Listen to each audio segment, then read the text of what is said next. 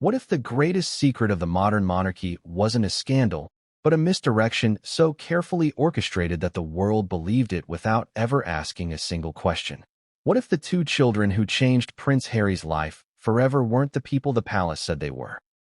And what if, after 4 long years of silence, disappearing witnesses, sealed documents, and strategically timed public appearances, the truth is finally beginning to fracture through the walls of royal protocol? But before we continue, please subscribe and turn on the notification bell for updates. It's a chilling thought, isn't it? Because when it comes to the royal family, secrets don't just exist. They live, they breathe, they evolve. They stretch across decades, shaping the direction of the monarchy itself. And this secret, this one, is unlike anything the palace has ever confronted. You know the story you were told. 2 children, Archie Harrison, Lilibet Diana, born to Meghan Markle and Prince Harry, the couple who shook the foundation of Buckingham Palace before fleeing to California. The glossy announcements, the smiling photographs, the carefully staged interviews. It all looked perfect. But perfection is its own kind of warning, isn't it? Especially when that perfection appears at the exact moment the royal family desperately needed a distraction. And so the real question isn't why the palace celebrated these births. It's why the palace needed you to believe the official story so badly. Before this journey is over, you will see how the truth unraveled, not in a dramatic public meltdown, but in tiny fractures. A missing document here, a contradicting witness statement there, a medical professional quietly resigning, a timeline that simply didn't add up, a photograph that looked slightly off, a birth that occurred without any verifiable medical record, a disappearance of a staff member who allegedly said too much. That's how secrets break, not all at once, but piece by piece. And now, for the first time in 4 years, all those pieces finally connect. But let's start at the beginning, because the first clue didn't come from a tabloid or a leaked photo. It came from a moment we all saw, one so public that people didn't even realize they were witnessing something extraordinary. Meghan Markle's pregnancy announcement. At the time, it felt like a breath of fresh air. Harry and Meghan, radiant, joyful, expecting their first child. The media, for once, seemed to celebrate without hesitation. But if you look closely, really closely, something feels strange. The announcement seemed rushed. The timing collided suspiciously with a brewing palace controversy. And perhaps more importantly, even the palace staff looked blindsided. The royal family doesn't like surprises. They don't even allow surprises. Everything is prepared, scheduled, and rehearsed weeks in advance. So why was this announcement an exception? Was it really an announcement, or was it an intervention? Let's pause here for a moment and ask the question most people were too polite or too afraid to voice. Did the palace actually know whether Meghan Markle was pregnant? That question sounds outrageous on the surface, but the deeper you dig, the more unsettling the evidence becomes. Public appearances showed inconsistencies, changes in her baby bump size within days, odd shapes that defied anatomy, moments caught on camera where the bump folded or shifted unnaturally. At the time, people excused it as lighting, angles, clothing choices, movement. But here's where things start to turn. The palace had access to the real medical records, and yet, those records were never released, not even to verify the birth of a royal child. Think about that. Why hide a harmless piece of information unless revealing it could expose something damaging? You might recall the moment Meghan was supposedly admitted to a London hospital. The press camped outside. Cameras waited. Headlines prepared themselves. But the hospital staff later denied seeing her. And no one, not a nurse, not a doctor, not a staff member, ever confirmed her arrival. Where was she? If she wasn't in that hospital, then where did Archie's birth supposedly happen? The tension grows even more uncomfortable when you consider the royal tradition, centuries old, that members of the monarchy give birth under official supervision. Every royal baby comes with documentation, signatures, formal witnesses, medical observations, and a clear chain of record. It's a system designed to prevent exactly the type of confusion we are discussing right now. Yet somehow, in the case of Archie and Lilibet, none of that tradition was followed. None of it. Are we really supposed to believe that the palace, with all its rules and centuries of protocol, suddenly decided that documentation didn't matter this time? Or is the truth simply that they couldn't document what never happened? Now, Some will say Meghan requested privacy. Others will say the couple wanted to modernize their approach. But privacy does not remove birth records. Privacy does not erase hospital logs. Privacy does not alter timelines or cause staff to disappear. And privacy certainly doesn't explain why one particular midwife, rumored to have critical involvement in the birth, left her position abruptly and vanished from public record. Coincidence? Perhaps. But how many coincidences does it take before a pattern becomes too loud to ignore? Let's look at another glaring contradiction: Archie's birth certificate. At first, Meghan's name was included. Then suddenly, it was removed. The palace released a statement claiming it was a clerical error. Meghan claimed it was at the palace's request. The palace claimed the opposite. Why would both sides be so desperate to distance Meghan's name from her own child, unless something far more significant was at stake? And why did the palace feel the need to control this detail? Because when inconsistencies start to pile up, small things become dangerous. Small changes become evidence. Small corrections become breadcrumbs. Then came Lilibet Diana, born in California. Born privately. Born with no hospital photographs. Born with no medical staff giving statements. Born with no documentation accessible to the public, despite California law typically requiring verifiable birth registration. And yet, the palace accepted it instantly. No verification. No scrutiny.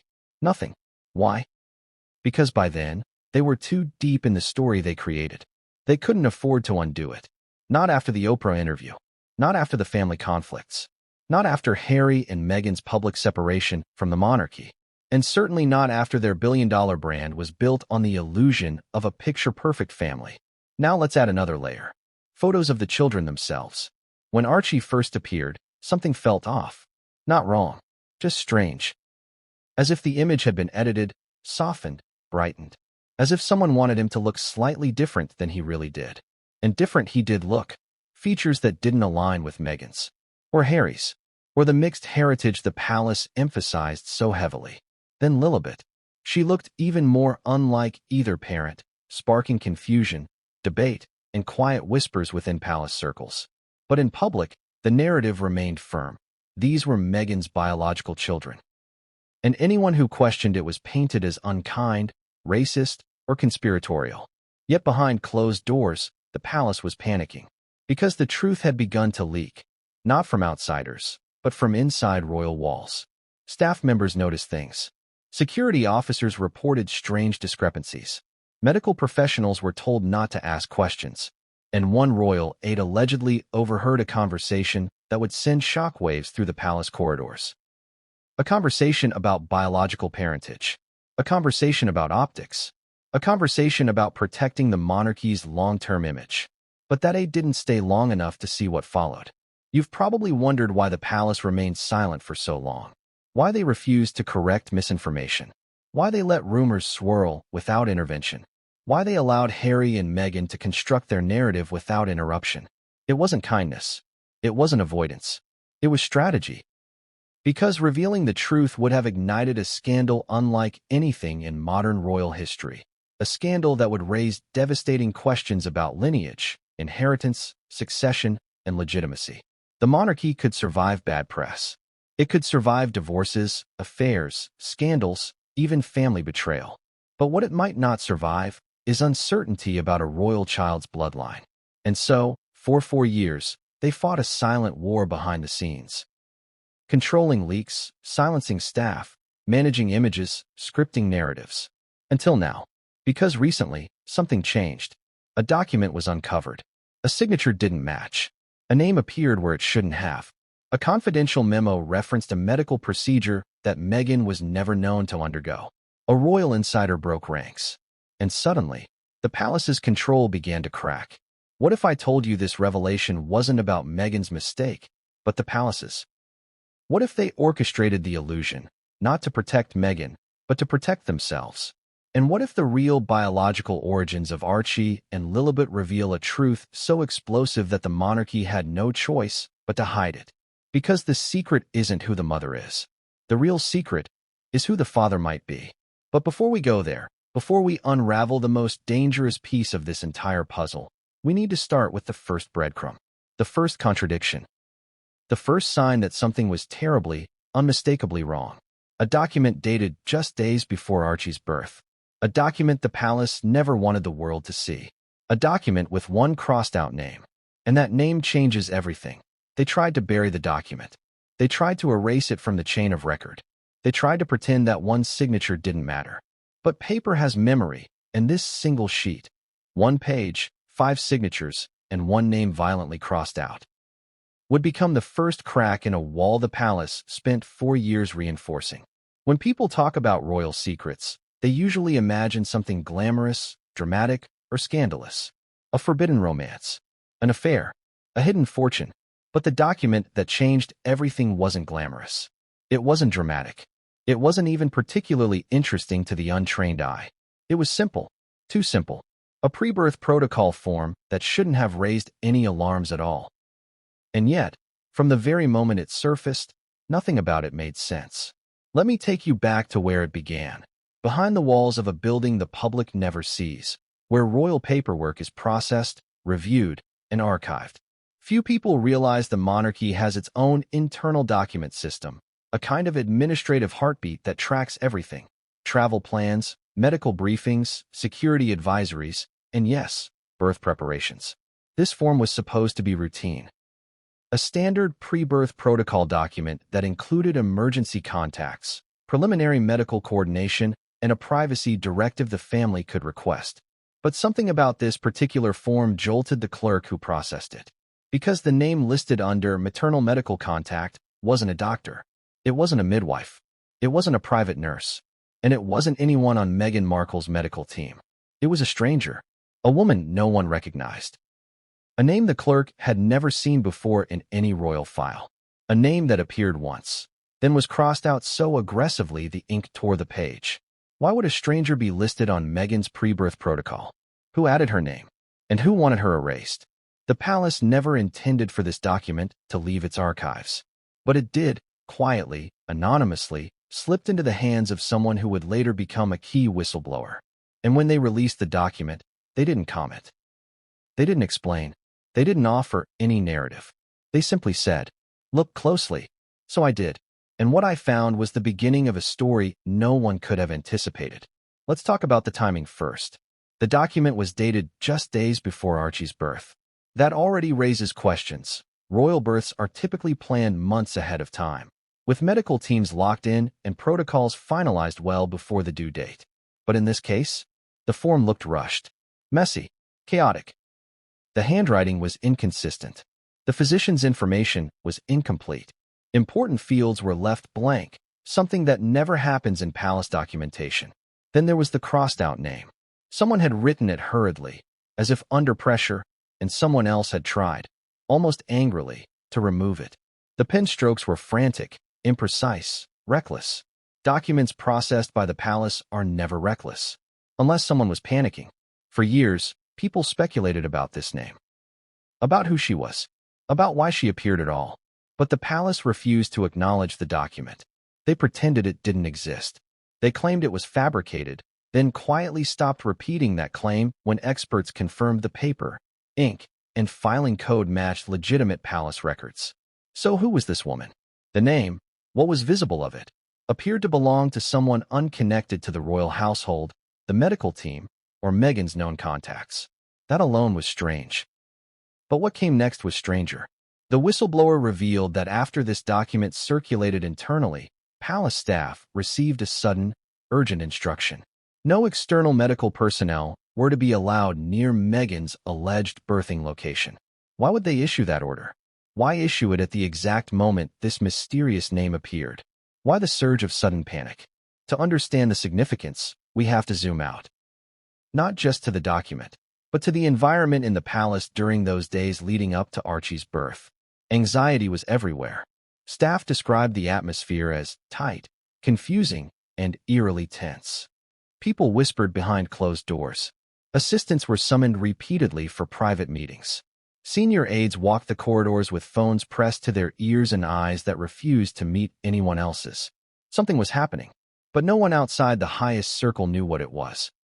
There were rumors, nothing concrete, but whispers that suggested a secret was being managed, not celebrated. One person described the environment as the calm before a storm nobody would acknowledge. And then this document appeared, like the first lightning bolt. Let's walk through what it contained. An emergency protocol list with missing fields. A maternal medical contact who did not belong. A signature, unclear, smudged, and later suspected to be forged. A privacy directive written in handwriting that did not match Meghan's or Harry's. A last-minute amendment that contradicted earlier internal memos. Everything about it screamed one thing. Someone was improvising. And improvisation in the royal family is a sign of crisis. Now ask yourself this. If Meghan was indeed pregnant and everything was normal, why would the palace be improvising a pre-birth plan just days before the due date? Why the secrecy? Why the panic? Why the crossed-out name? Because something big had changed. And that brings us to the signature. It was supposed to be the signature of the senior coordinator for royal medical events. Someone whose name routinely appears on protocol documents for births, surgeries, and high-level medical interventions. But this signature didn't match any of the signatures on file for that individual. Not the pressure of the pen, not the angle, not the flow, not the handwriting style. It was close. Close enough to fool someone who wasn't looking carefully, but experts quickly noticed discrepancies. So who signed it? If it wasn't the official coordinator, then who forged their name? A royal aide? A panicked staff member? Someone instructed to do it? The whistleblower suggested something even more unsettling. The signature may have been added to cover up a meeting that never happened. Because if the coordinator didn't sign the document, that means they never officially approved the pre-birth protocol, meaning the palace was rushing to create the illusion that everything was in order when it wasn't. Let's pause here. Ask yourself, what kind of situation would force the palace to forge a signature on a pre-birth protocol? Why not simply write a new document from scratch? Why not wait? Why not follow proper procedure? Unless time was running out. Unless something unexpected had happened. Unless someone was missing. Unless someone wasn't where the palace claimed they were. You see where this is going. Now let's return to the crossed-out name. Legible fragments of the name suggested she was connected not to royal medical care, but to a private fertility clinic. A clinic specializing in one thing: surrogacy. And that is when the story changes. That is when the palace's panic makes sense. That is when the forged signature makes sense. That is when the rushed amendments make sense. Because if the palace was desperately trying to reframe the narrative last minute, then this document wasn't just sloppy. It was evidence. Let's look at what the whistleblowers said in their exact phrasing. They needed to align the paperwork with the public timeline, but the paperwork and the timeline weren't matching.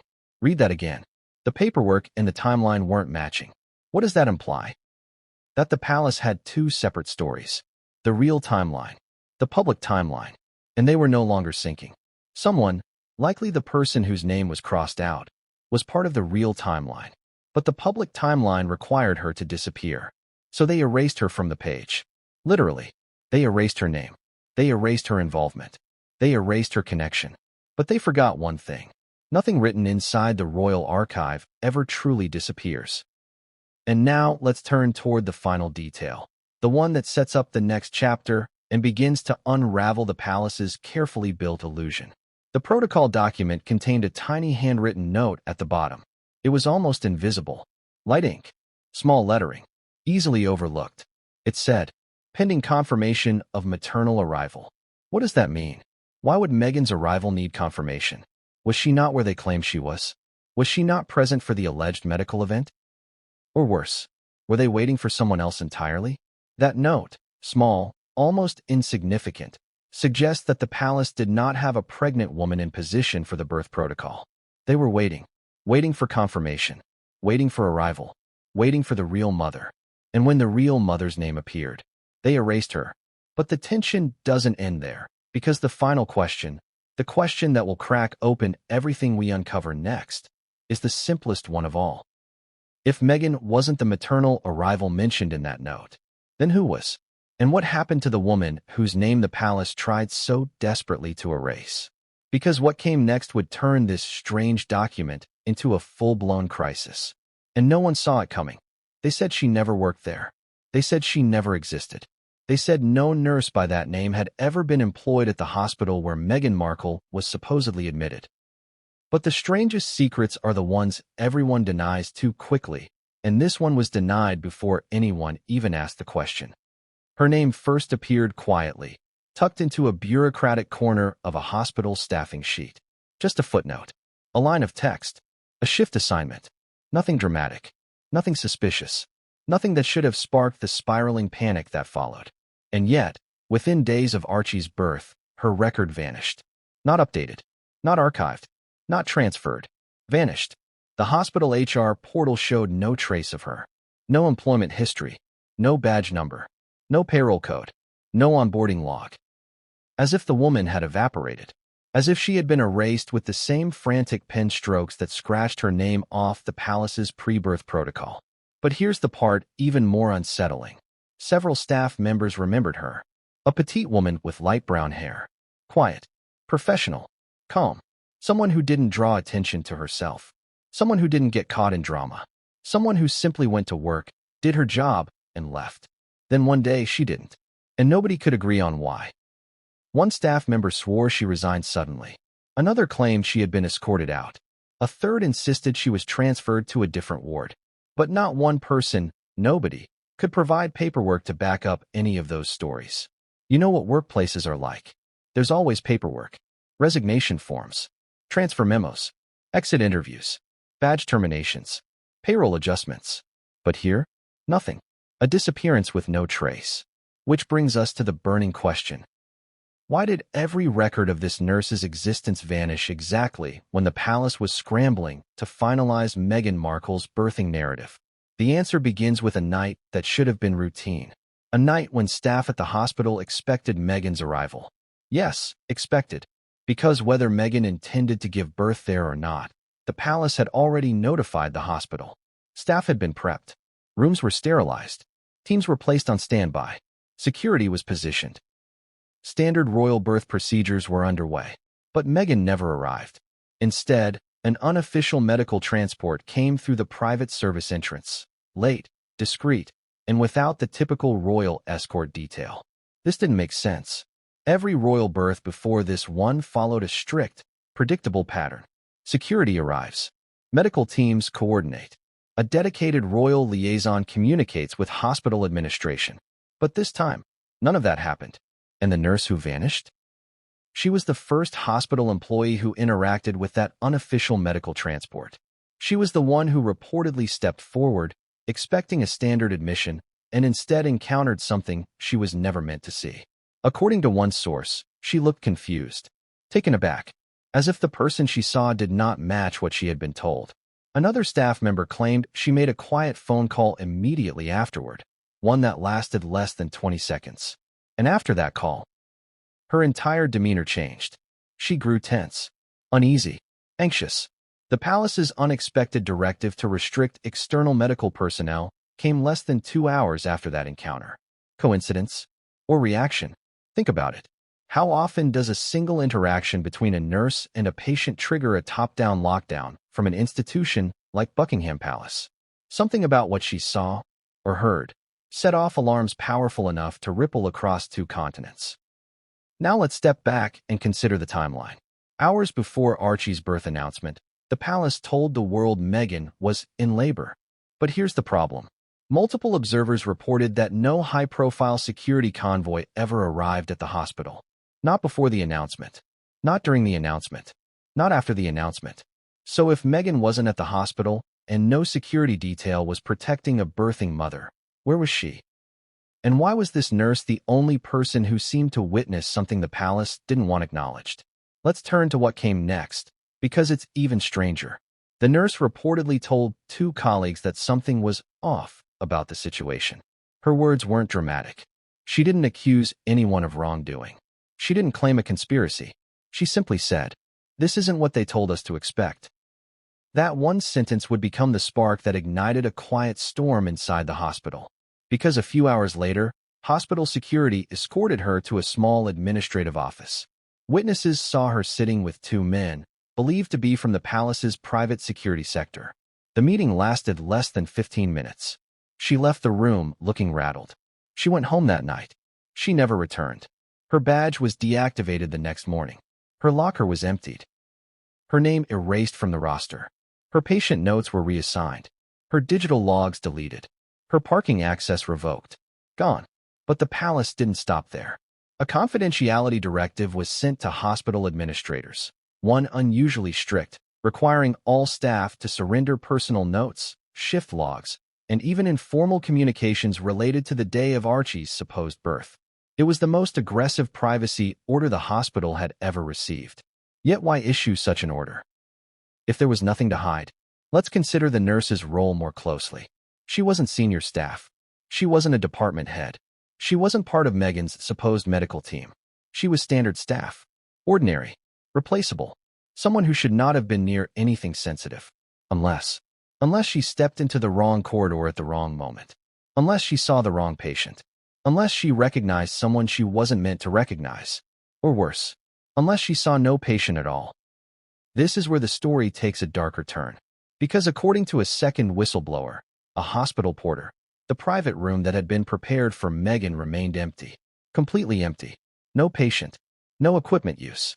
No monitors. No linens disturbed. No medical waste. Nothing. It was as if the room had never been meant for a patient at all, just for show. So what did the nurse see? We can't say for certain, but we do know this. She unexpectedly encountered a situation involving an unidentified patient arrival. The palace reacted within hours by removing her access. The hospital scrubbed her employment records. Staff were warned to avoid discussing the event. The palace's birthing announcement timeline contradicted observable events. And that leads us to the bigger question. If Meghan did not give birth at the hospital, who did? Or, more disturbingly, did anyone give birth that night at all? This is where the contradictions start piling up like stones. Consider the palace announcement. The public was told Meghan went into labor early that morning. Yet Harry appeared in front of cameras that afternoon looking unusually calm and clean. No sign of exhaustion. No sign of a sleepless night. No indication that he had just spent hours supporting a woman in labor. He smiled. He joked. He spoke softly. He looked unburdened. Some described him as relieved. But relieved from what? Fathers who witness a birth often look emotional, thrilled, overwhelmed, but not relieved from stress they didn't visibly experience. Then there's the timing. The palace claimed the baby was born hours before the announcement. But multiple photographers camped near the hospital insist no royal caravan entered or exited within the required time frame. The only movement that morning? A nondescript private vehicle arriving quietly through a side access point. The same one the vanished nurse reportedly approached. A vehicle with no lights. No escort. No insignia. No medical staff inside. Just two passengers. One of them, according to the porter who glimpsed inside, was not pregnant. Which brings us to the emotional pivot of this chapter. The palace's biggest fear was never Meghan. It was never Harry. It was never the press. It was the possibility that someone outside the royal circle witnessed something that contradicted the official story. This nurse was the first crack. She was a loose thread that, if pulled, could unravel everything. And the palace could not allow that. But here's the detail that chills people the most. A week after her disappearance, a reporter tried to contact her. Her phone was disconnected. Her home had been vacated. Her neighbors hadn't seen her in days. Her social media accounts were shut down. Her email bounced back. Not one trace of her remained. People don't vanish like that. Unless they are helped to disappear. Or forced to disappear. The palace's silence was deafening. Not one statement acknowledging her role, her departure, or her involvement in the events surrounding the birth. They simply pretended she never existed. Exactly like they pretended Meghan was in labor. Exactly like they pretended the hospital logs didn't matter. Exactly like they pretended everything was normal. But if everything was normal, why all the lies? Why the erasure? Why the secrecy? Why the panic? Because someone saw something. Something the palace desperately needed to bury. And whatever she witnessed didn't just expose a flaw in Meghan's pregnancy story. It exposed a flaw in the entire narrative surrounding Archie's birth. A flaw so dangerous that the palace couldn't risk anyone else uncovering it.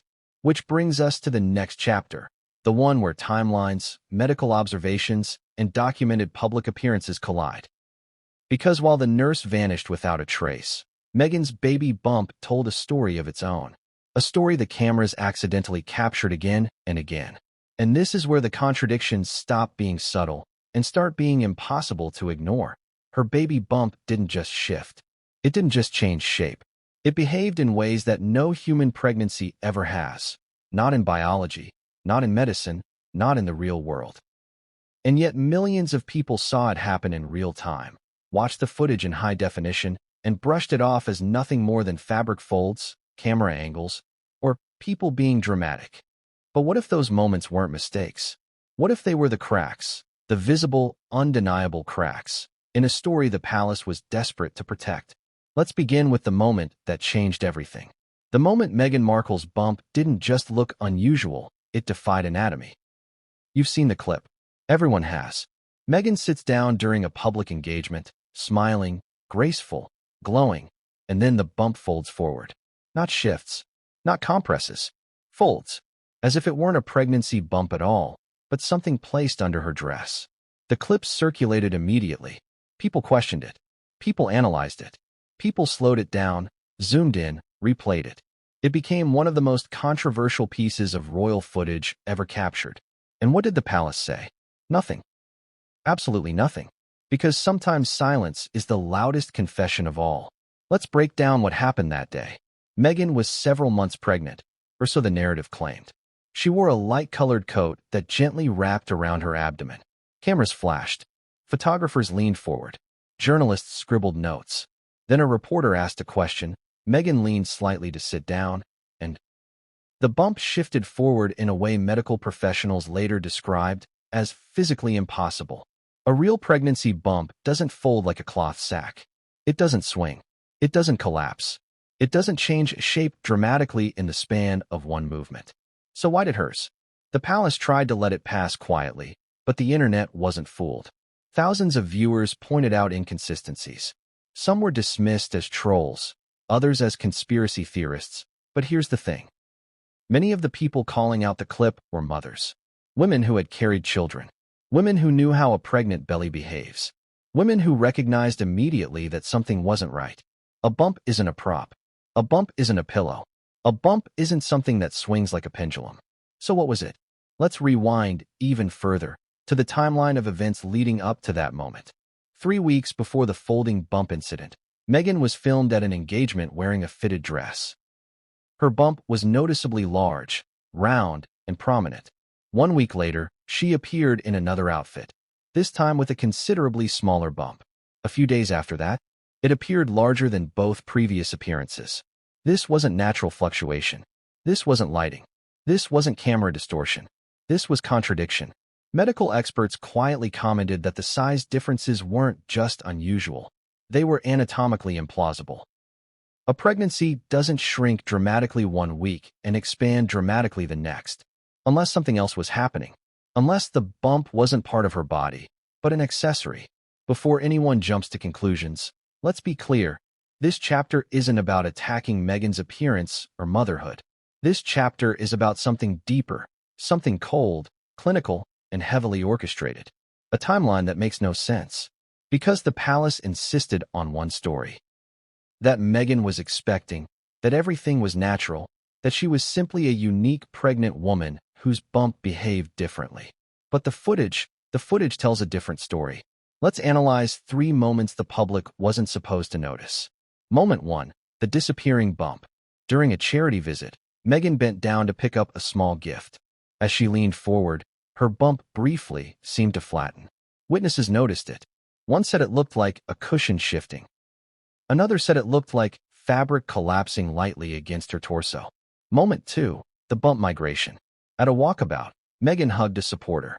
Cameras captured her bump shifting from center to slightly off-center. Something obstetricians say is impossible unless a fetus is made of foam. Moment 3, the mysterious belt adjustment. At another public appearance, Meghan adjusted her coat belt repeatedly. Not a normal adjustment, but a careful, almost protective gesture, as though she was repositioning something under the fabric. Now, maybe you're thinking, how does this connect to the palace documents? How does this connect to the vanished nurse? How does this tie into the missing hospital records?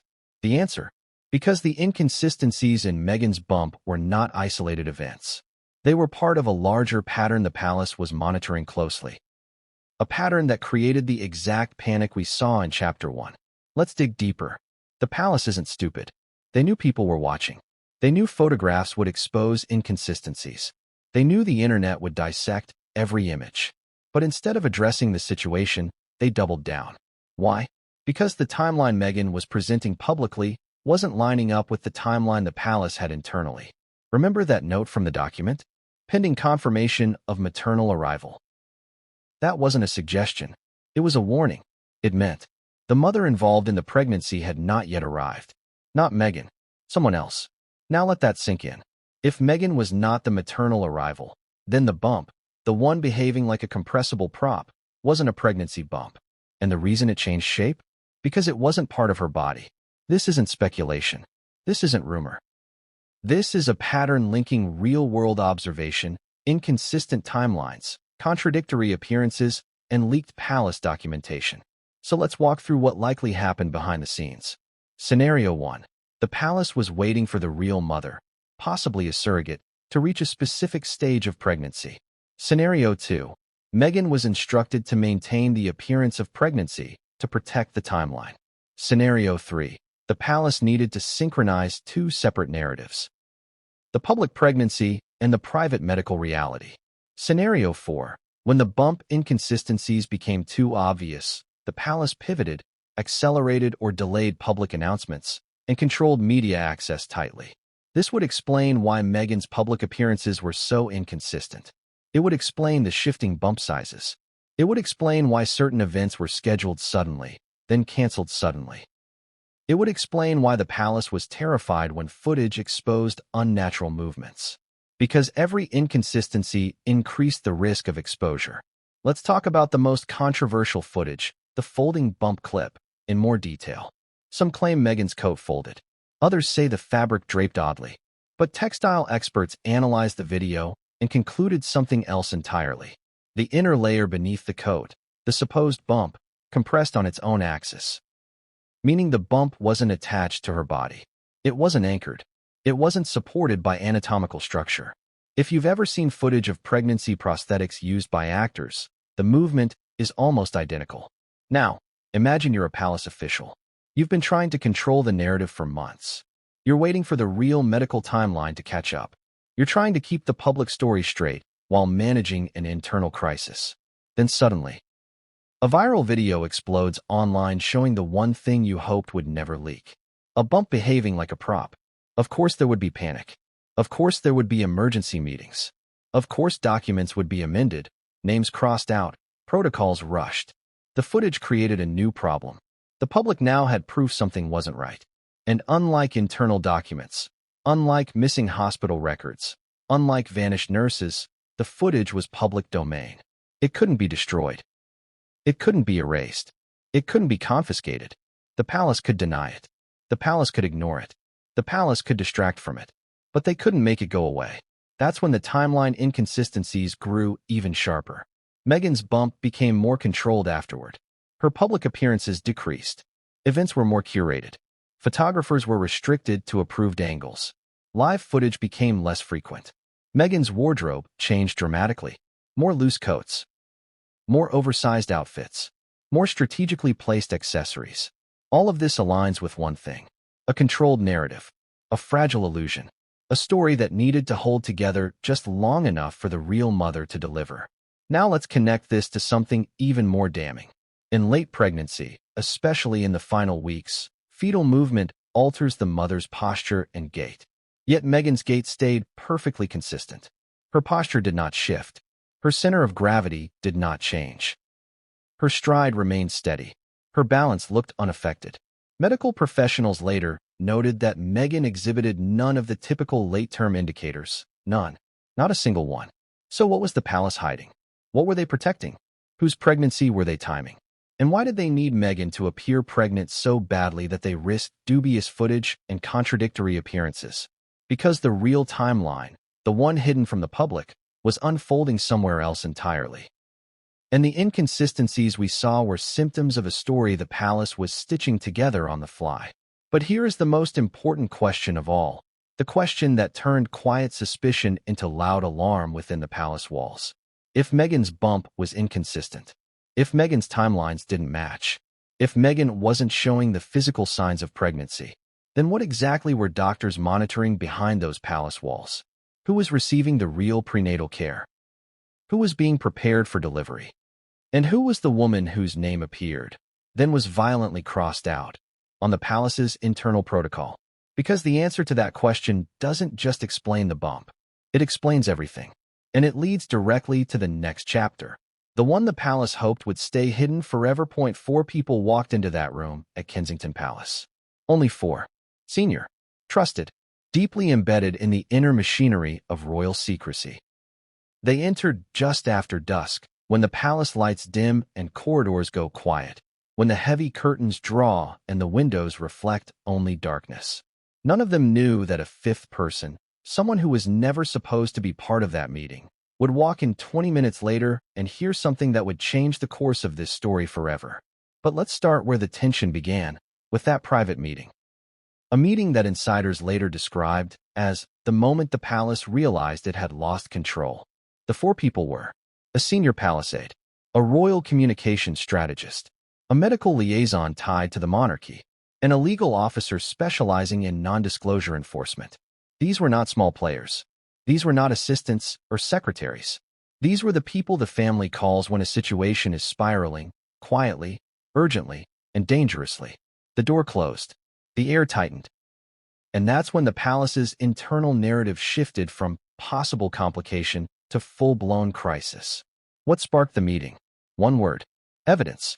Someone had come forward, not a whistleblower, not a journalist, but a staff member, with information that contradicted critical parts of the pregnancy timeline. Someone claimed Meghan's medical visits didn't align with the calendar. Someone mentioned inconsistencies in the palace's internal briefing documents. Someone noticed records being edited retroactively.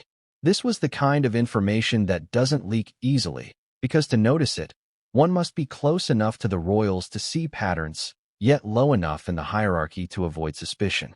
So these 4 officials had gathered to figure out how to contain the situation before it grew beyond palace walls. One insider described the start of the meeting as intense but controlled. Another said the tone was urgent, defensive, almost frantic. Because by that point, too many things were going wrong at once. The inconsistencies in Meghan's bump, the nurse who vanished from the hospital, the pre-birth protocol with the crossed-out name, the forged signature, the missing medical documentation, the discrepancy between the public timeline and the internal one. Everything was converging. And if just one thread snapped, the whole narrative could unravel. The communications strategist proposed a simple plan.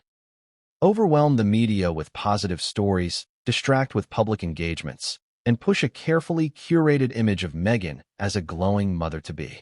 This was the same strategy they used during other royal crises. But this time, it wasn't enough. This wasn't a story about behavior.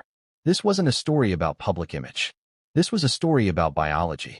You can't distract biology. You can't spin anatomy. You can't PR your way around a baby bump that folds on camera. That's when the medical liaison stepped in, a calm, methodical presence. Someone who had seen every royal medical event for decades.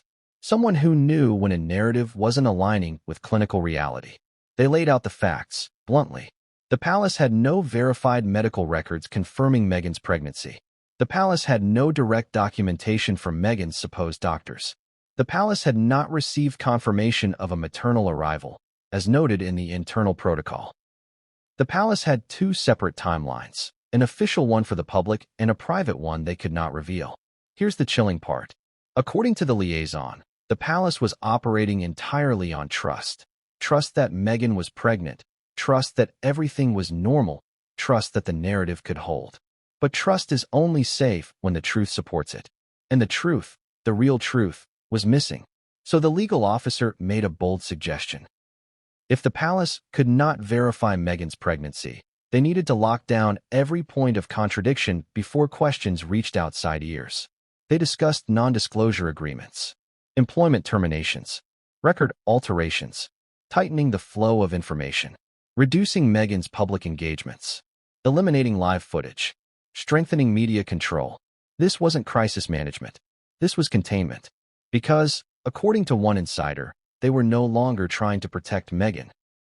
They were protecting the monarchy itself. And that's when it happened. The door opened. A fifth person stepped into the room. Someone who had not been invited. Someone whose presence made the entire table fall silent. Someone the palace had not expected to overhear anything at all. Who was this person? A junior staff member. Not an advisor. Not a strategist. Not a press officer. Just a palace aide. Someone who handled internal correspondence and scheduling. Someone who had access to calendars, memos, internal briefings, but not to the inner circle. He entered to deliver a file. A simple administrative file. He wasn't supposed to hear anything. But he did. Because when he walked in, the medical liaison was mid-sentence, speaking the words he was never meant to hear. We cannot proceed unless we know who the biological mother is. Silence. A thick, suffocating silence. You can imagine what happened next. The aide froze. The officials froze. Time froze. And then the communications strategist snapped out. But it was too late. He heard the words. He couldn't unhear them. And something inside the palace shifted permanently in that moment. Because now the circle of knowledge had expanded, unintentionally. And once that happened, the palace was no longer dealing with secrets. They were dealing with witnesses. Let's pause for a moment and consider how dangerous those 9 words were. We cannot proceed unless we know who the biological mother is. Why would a palace medical liaison say that? Why would a senior official admit they didn't know who the biological mother was? Why would the palace need to proceed on anything unless there was something urgent and hidden unfolding? These questions were not abstract. They weren't theoretical. They were real, pressing, escalating, dangerous. The palace was at a crossroads. Either expose the truth or double down on the narrative. We know which choice they made. Because what happened next was a turning point. Meetings became more secretive. Staff access became restricted. Internal documents began to disappear from the system. Medical liaisons were rotated. Communications became tightly controlled. Meghan's public appearances grew fewer and more curated. And the junior aide, the one who had overheard the sentence, his workload was suddenly reduced. He was assigned to less important tasks. He was quietly reassigned from Kensington to a peripheral administrative office. He was positioned as far away from sensitive documents as possible. But distance does not erase memory. He remembered the sentence. He remembered the faces in that room. He remembered the tension that buzzed like electricity. And according to the whistleblower who eventually came forward, he told one friend, just one, what he heard that night. That friend later left the palace. And that friend became one of the anonymous sources whose early leaks helped unravel the timeline we now see clearly. But before we get there, we need to understand what actually happened inside the remainder of that meeting, after the aide was dismissed and the door shut once more. Inside that room, panic took shape. The medical liaison warned that without knowing the biological mother's identity, the palace could not anticipate medical risks, legal implications, or lineage considerations. The communications strategist argued that the truth didn't matter. The public would accept whatever story they were told. The legal officer insisted the truth mattered deeply, because if anything leaked, the monarchy could face a scandal that would eclipse even the darkest chapters of Diana's era. The senior aide? He said nothing, at least at first. Then, after several minutes of tense debate, he delivered the statement that shaped the next 4 years. The child must be recognized as Harry's. Everything else can be managed. Think about that. Not the child is Harry's. Not we have verified parentage. Not there is no doubt. The child must be recognized as Harry's. Recognition is not proof. Recognition is not truth. Recognition is a decision, a strategic choice, a narrative, a performance. Something the palace could control. But biology? Biology cannot be managed. Biology does not care about image, duty, or optics. And that's the exact moment the palace shifted into full crisis mode. They weren't just protecting a story about Meghan. They were protecting the bloodline. They were protecting succession optics. They were protecting the monarchy's claim to legitimacy. Because if a child connected to a senior royal had ambiguous parentage, especially in a family where lineage is everything, the consequences could be catastrophic. And so the officials made a decision that night. They would seal certain documents. They would restrict access to internal medical records. They would clean the palace logs.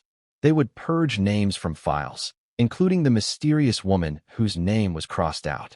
They would build a unified narrative and enforce it with legal pressure. But most importantly, they would never acknowledge the biological mother.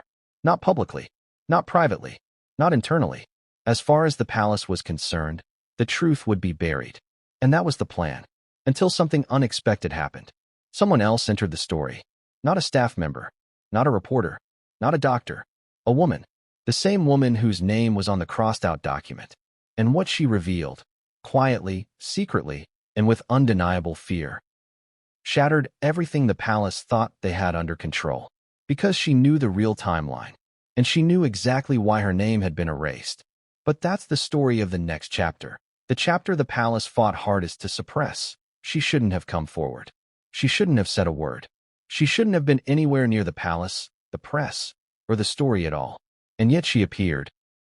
Quietly, discreetly, as if every step she took was a decision she had weighed for months. The woman whose name was violently crossed out on the royal pre-birth protocol finally revealed why she had been erased. And the truth wasn't just shocking. It was forbidden. Forbidden by the palace. Forbidden by tradition. Forbidden by the ancient rules of royal bloodline preservation. The monarchy has many secrets, but this one.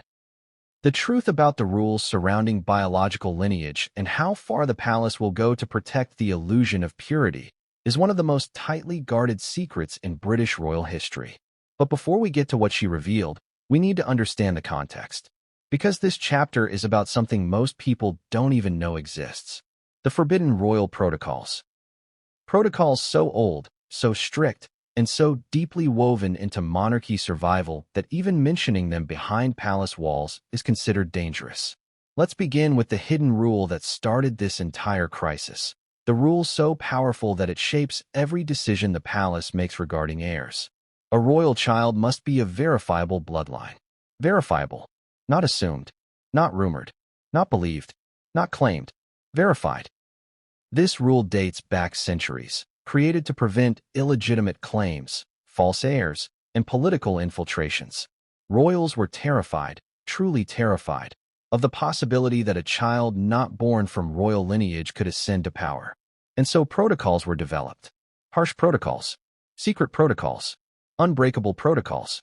Every royal birth, from the queen's to the newest great-grandchild, must be witnessed, documented, certified, and confirmed by authorized personnel. There must be no doubt, no question, no ambiguity. Medical staff must sign. Witnesses must attest. Documents must be filed before the birth announcement.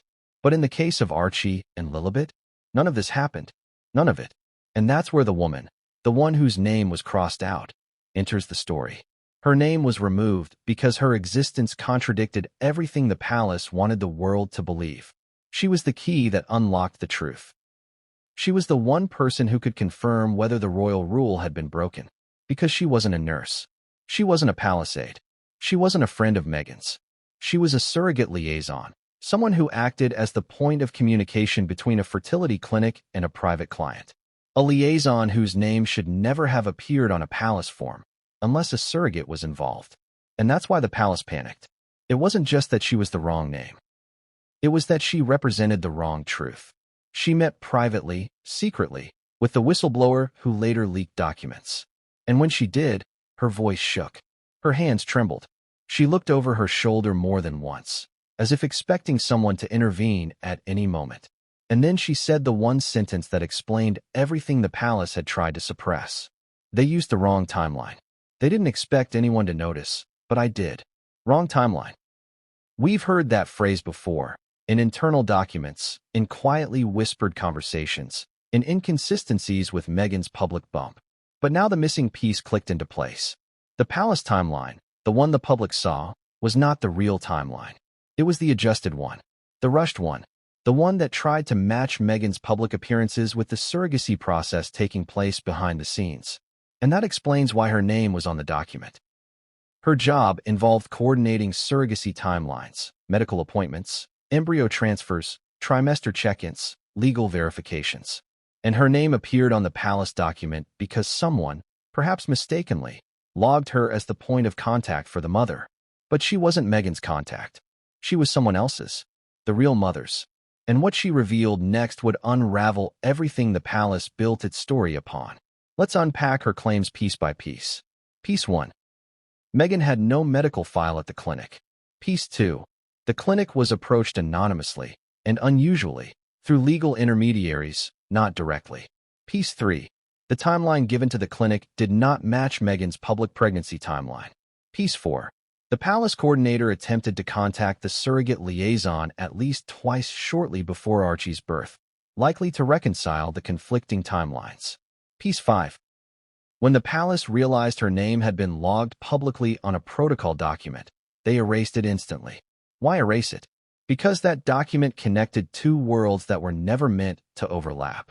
The real biological process, and the narrative being sold to the public. Let me ask you directly.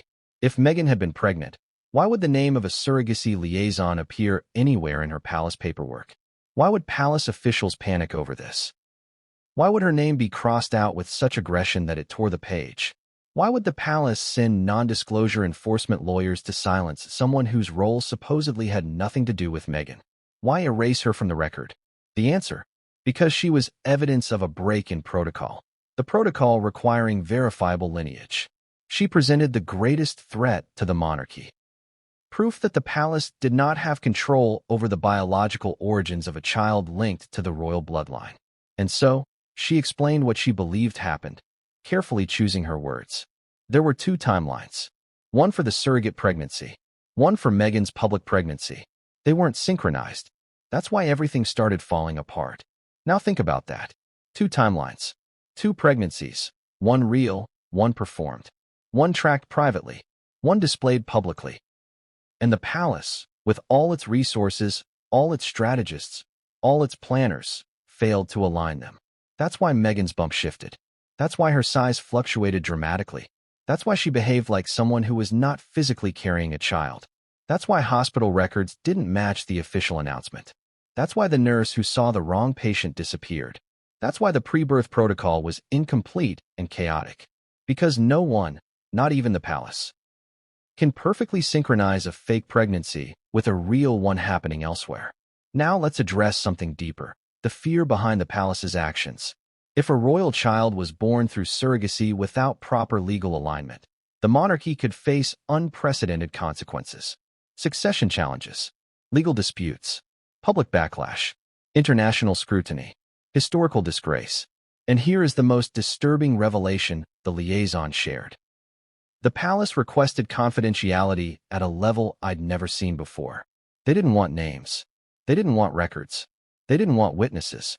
They wanted the biological process invisible. Invisible. Hidden. Erased. Which explains why her name was crossed off. Which explains why the nurse vanished. Which explains why the palace handled Meghan's pregnancy like a performance, not a medical reality. Now, before anyone claims this is an attack on Meghan, it's not. This chapter is about the palace. The palace hid the truth not because of Meghan, but because of lineage protocol. Because if the surrogate was not the person they believed she was, or if certain ethnic, legal, or political factors were involved, the palace would have a monumental crisis on its hands. The liaison revealed something else, something even more damning. The biological parents weren't who the palace expected. Read that again. The biological parents weren't who the palace expected. Not Meghan, not Harry, not anyone cleared by the traditional protocol. Someone else. Someone the palace didn't want connected to the royal line. And that revelation is what triggered the crisis in Chapter 1. That's why the signature was forged. That's why the protocol was rushed. That's why the aide overheard the question about the biological mother. That's why everything spiraled into secrecy. So how did the palace respond once they realized the biological origins didn't align with royal requirements? They tightened control. They increased secrecy. They launched a damage control operation focused on protecting the monarchy. They erased the real mother. They reinforced Meghan as the public mother. They replaced truth with narrative. And the liaison? She disappeared from her job shortly after speaking to the whistleblower. Not fired. Not transferred. Disappeared. No forwarding information. No digital trail. No professional record updates. Just like the nurse. Just like the internal documents. Just like the truth. But before she vanished, she delivered one final piece of information. One final sentence that acts as the spine of this entire scandal. The palace didn't just hide the biological mother. They hid the biological father too. They didn't refuse the DNA test because it was unnecessary. They refused it because it was dangerous. Dangerous to the palace. Dangerous to the monarchy.